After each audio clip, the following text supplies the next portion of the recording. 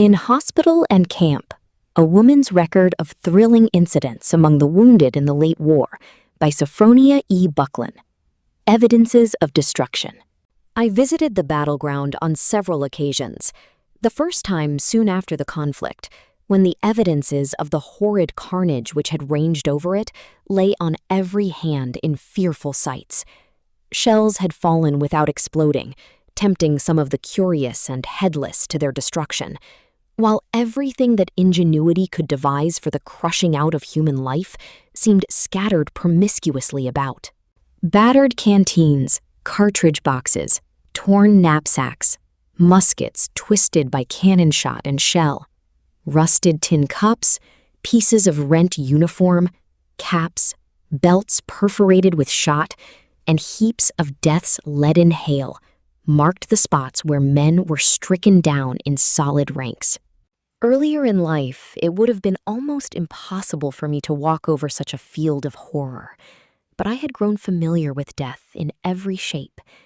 Yet, when right above my head, at one place so close that it touched me, hung a sleeve of faded army blue, a dead hand protruding from the worn and blackened cuff, I could not but feel a momentary shudder.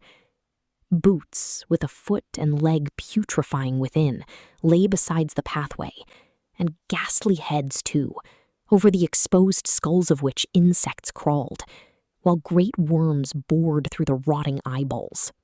Astride a tree sat a bloody horror, with head and limbs severed by shells, the birds having banqueted on it, while the tattered uniform, stained with gore, fluttered dismally in the summer air.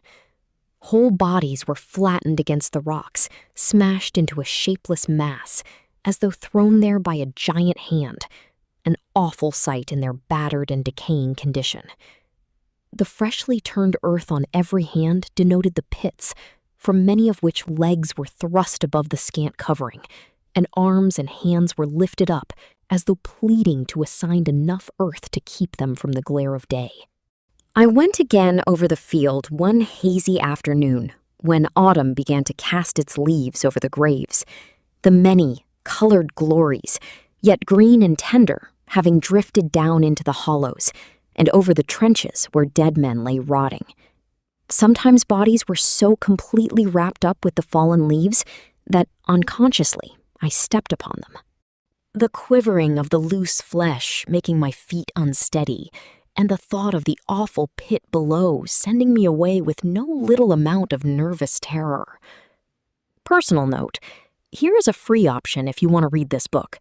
https:/archive.org/details/in-hospital camp ward 000 buck/mode/2up.